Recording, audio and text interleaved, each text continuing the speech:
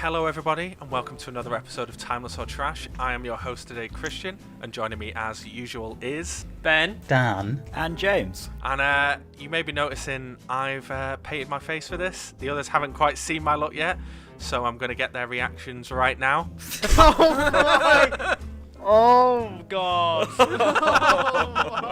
Do you know how long I'm going to have to wash my face for after we finish recording? What is it? What's on your face? It's grease paint. That's not what the fuck? I want that to never come on. When you're in work. Yeah, you're going to turn up to work. Christian had a hard lockdown. Because of where the spirals are on the cheeks, I've had to put it in my beard. What are you going to do if you have to shave it off? Ah, well, that's just going to be a whole different thing, innit? God damn, I love the commitment. So yeah, as you may have guessed from my background and my abysmal face paint, today we're going to be watching Saw. We're watching this in honour of the new 9th Saw film being released in cinemas, a kind of soft reboot for the series written by Chris Rock, so guess we'll see how that is. But for now, we're going to go right back to the beginning and watch the film that started it all, that spawned an insane amount of movies. All started from a university bet that James Wan made and spiraled out of control. Never. I have seen this before, obviously. I'm a big fan of the Saw franchise. Otherwise, I would not have done this to my face and beard. But what do you guys think? Have you seen this film before? I'm going to start with Ben. I enjoyed this franchise. Great times at university going through it for the first time with my housemates Steph and Rob. I'm really looking forward to this episode, going back to the beginning, seeing what this first film is going to be like. I'm very excited today. Go on, Dan. Well, I have seen this film. This is probably the most excited I've been for any film on Timeless or Trash so far. This might sound a little bit weird, but me going to the cinema and seeing this film, I went with a very old friend of mine, and the experience we had at the cinema is possibly one of the most joyous experiences so far in our lives. Now, this does sound strange, but for whatever reason we found this film hilarious. I don't know what it was, but it was so unbelievably over the top and theatrical, and I think the film kind of knows that a little bit, so I'm looking forward to seeing all this again. Finally, James, what's your experience with the first Saw film? I don't actually know. I think I might have seen the first one. I think I might have only ever seen bits and pieces here and there. I don't think I've ever watched it all in one go. It seems that we're all at least somewhat excited about watching this, so let's just get into it, sit down and watch the film. I've got Jaffa cakes. Let's go.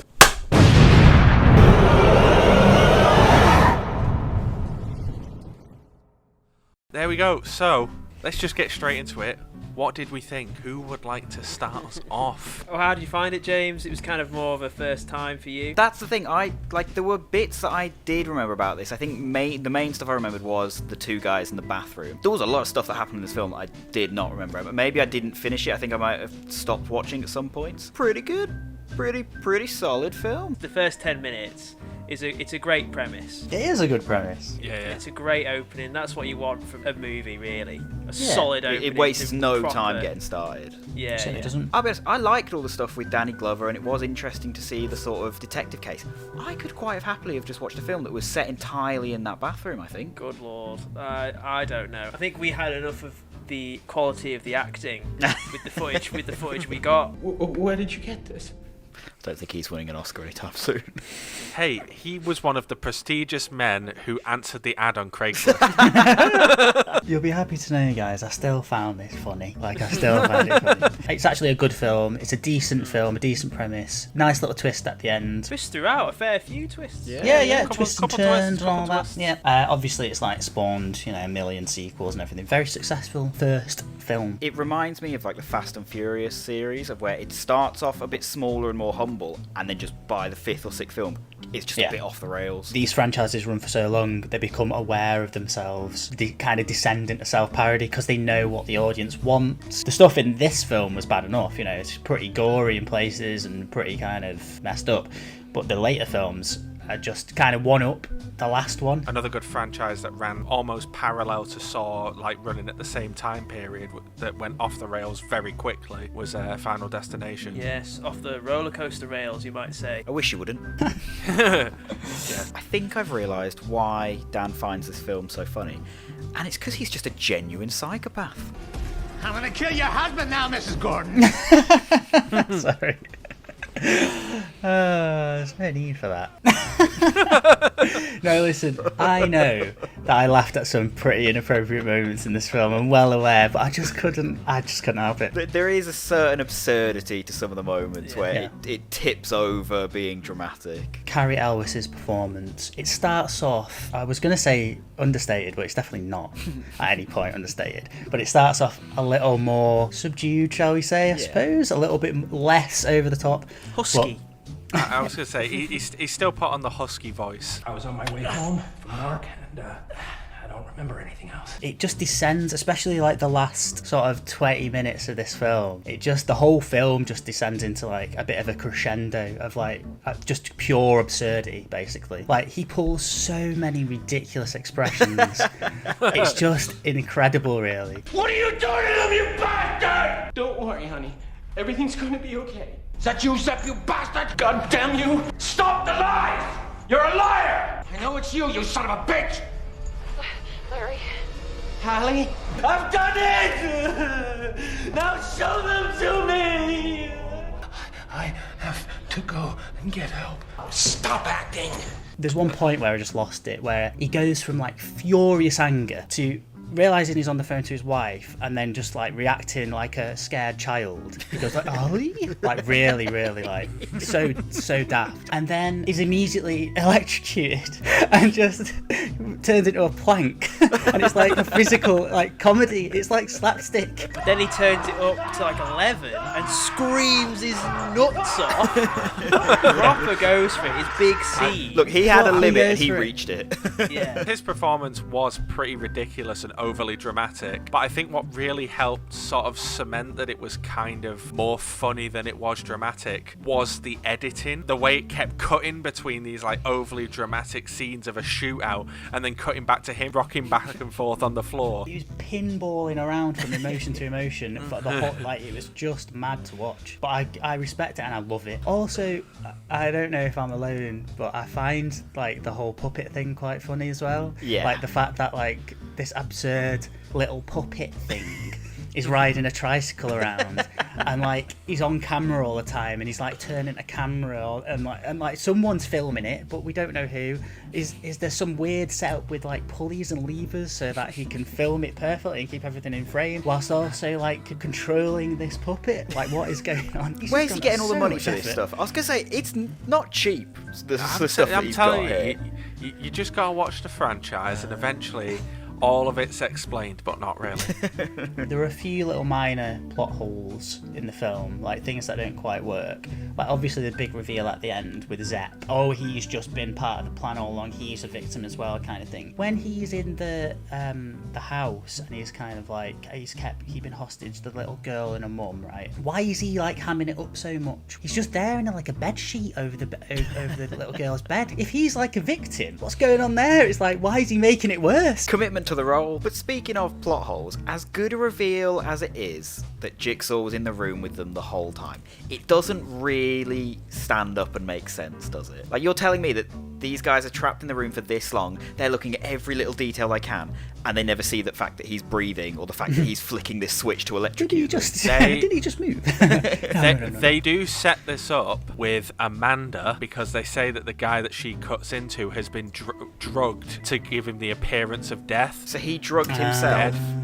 He drugged But he's then not. himself. So why is he in there? Why is he in there? If he's got no control, what's the point in him being there? He can have a big twist for the audience. Well, this is what we talked about, like villains in general and Jigsaw especially. They're very dramatic. They love a bit of drama and they love the opportune moment.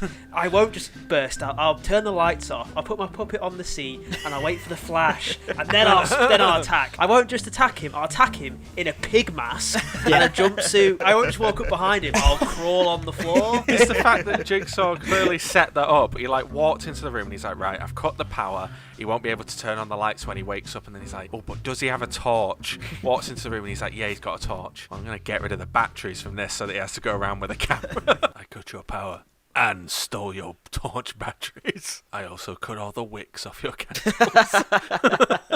It's weird though that this film, like in hindsight compared to the ones, James, this film is more like about the characters first and the traps second, and that really does switch in the later ones. Like those traps with the other victims, you know, it's like 10 seconds of footage of the guy in the wires. In the later films, you would have seen that guy go through the motions of trying to get out of it. But this, it's like, it's proper secondary. Yeah. This one, we did take the mick out of like why he was putting people in these traps. But like when you listen to the tapes of why he was putting them in the traps, it sort of made sense that each of them had done some level of wrong. No, let's not. Some level of wrong. One of them was a self-harmer with depression. The other one was a drug addict. These people don't need to be put in traps. They need therapy. One of them was only just taking his family for granted. That's all Carrie Elvis was doing. We're all busy at some points, all right? What did Adam do? His job. What a monster. Yeah, Adam was a horrendous voyeur who enjoyed watching people. Was he actually a voyeur? No, he's just a journalist. He's just a photographer. He was just a paid photographer. He's not really a journalist. In this one, they've got the whole thing of, to get out, you have to saw through your own leg. That's like pushing someone to limits. That's an interesting element. Yeah. Do you reckon you guys could do it? I'll do it right now. I'd probably give up. It depends, because if it's life or death, I reckon you could do. I'd choose death. I'd use the sword to just slit my throat. Which apparently isn't very fatal in this universe. See, he's fine. Nah, fuck off. But it was a shame that Jigsaw managed to unfortunately split up Tap and Sing. Ah, what a travesty. What a, Turner and Hooch, Tango and Cash, Tap and Sing. What, it's so good. Almost a triple threat. Yeah. Look, I think we've got to mention this. Why can neither of them throw or catch?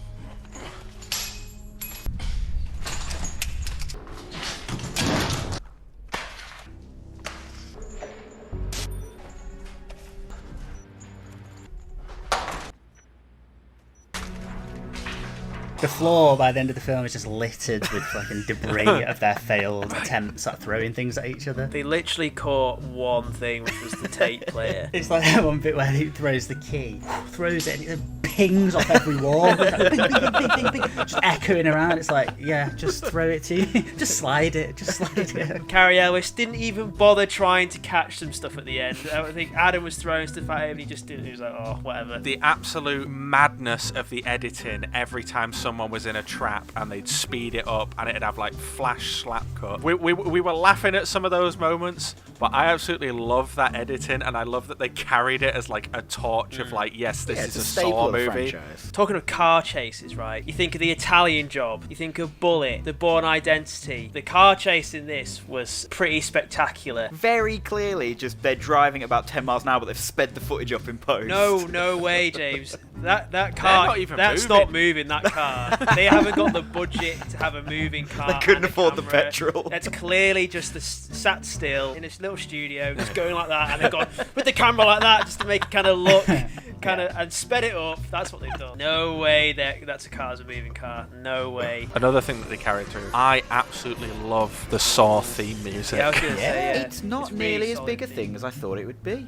It's literally No. only in there right at the end. It's used really effectively, right at the culmination. It's very well done. It's like this big sort of triumphant score to really back up the final plot twist of the entire film. And then in the later films, they kind of use it for every single plot twist throughout the film. So it'll play like at the beginning at the first plot twist. And then by the end, when you're on plot twist 8, it's like, we've heard this music a lot. Good piece of music though. How much do we think the first Saw film cost? I think it cost $3 million. Oh, that low. Okay.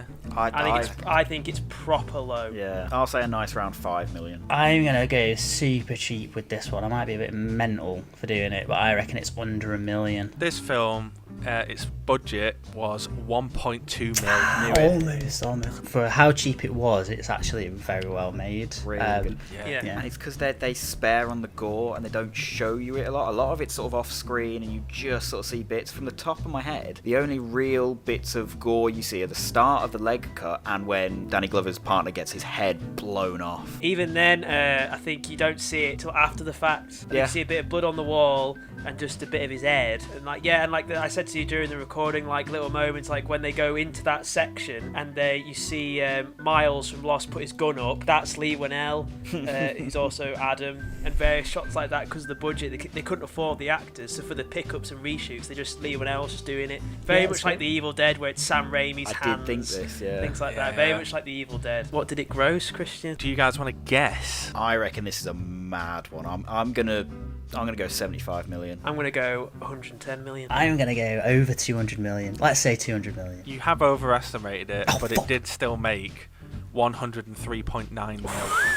I'll take that. Which, compared to its 1.2 mil That's budget, insane. No wonder they made more. So there you have it. We have wrapped up our discussion on Saw. So now to get to the actual question to answer: do we think it's timeless, or do we think it's trash? I'm gonna go to Dan first. This might be the most obvious one yet for me. It's a good film, decent twist, made on a very low budget, which is admirable in itself, very watchable, still entertaining, and still pretty funny. So I will definitely give this a timeless.